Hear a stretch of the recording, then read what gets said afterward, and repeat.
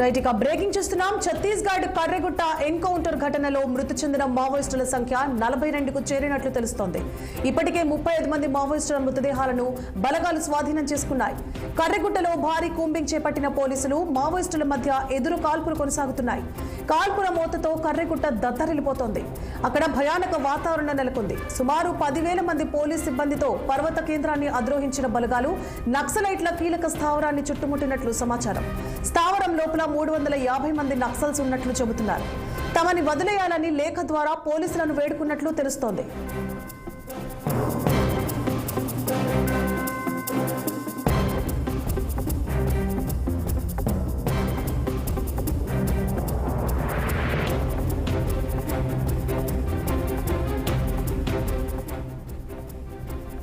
ఇక ఛత్తీస్గఢ్ కర్రెగుట్ట ఎన్కౌంటర్ ఘటనలో మృతి చెందిన మావోయిస్టుల సంఖ్య 42కు చేరినట్లు తెలుస్తోంది.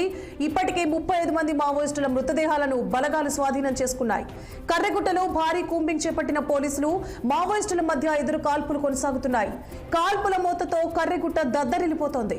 అక్కడ భయానక వాతావరణం నెలకొంది. సుమారు 10,000 మంది పోలీస్ సిబ్బందితో పర్వత కేంద్రాన్ని అద్రోహించిన బలగాలు నక్సలైట్ల కీలక స్థావరాన్ని చుట్టుముట్టినట్లు సమాచారం. స్థావరం లోపల 350 మంది నక్సల్స్ ఉన్నట్లు చెబుతున్నారు.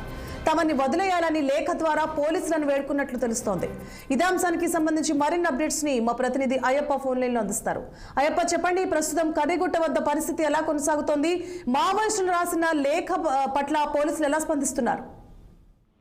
మనకు అందుతున్న సమాచారం ప్రకారం ఇప్పటికే ఛత్తీస్గఢ్ కర్రెగుట్ట అంటే తెలంగాణ ఛత్తీస్గఢ్ సరిహద్దు బార్డర్ లో కర్రెగుట్టపై ఇప్పటికే పోలీసు బలగాలు మోహరించారు. అక్కడ మనం అందుతున్న సమాచారం ప్రకారం 42 మంది నక్సలైట్లు అయితే హతమయ్యారని తెలుస్తుంది. ఇప్పటికే 35 మృతదేహాలు స్వాధీనం చేసుకున్నట్టు మనకి సమాచారం అందుతుంది. ప్రస్తుతం అయితే కర్రెగుట్ట చుట్టూ పర్వతం చుట్టూ 10,000 మంది పోలీస్ సిబ్బంది అయితే ఆ కీలక స్థావరాన్ని కూడా గుర్తించిన పరిస్థితి అయితే ఉంది. మరోవైపు 350 నక్సలైట్లు అయితే అక్కడ ఉన్నట్టయితే మనకు తెలుస్తుంది. మరోవైపు ప్రజా సంఘాలు కావచ్చు, ఇటు విద్యావేత్తలు కూడా అక్కడ ఉన్న ఎన్కౌంటర్ పూర్తిగా ఆపివేయాలని చెప్పి కూడా వాళ్ళు ధర్నాలు కూడా నిర్వహిస్తున్న పరిస్థితి నేపథ్యంలో ఆ ప్రాంతంలో పూర్తిగా మావోయిస్టులకి పోలీసులకు మధ్య ఇప్పటికైతే అయితే నడుస్తున్న పరిస్థితి చూస్తున్నాము.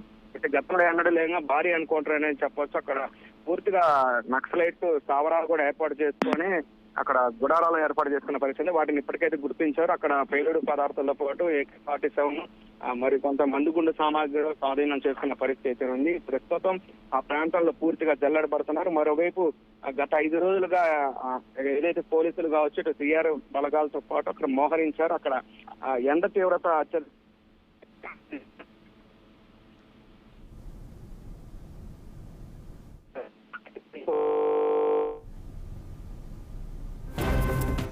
Right, thank you for the updates Ayyappa.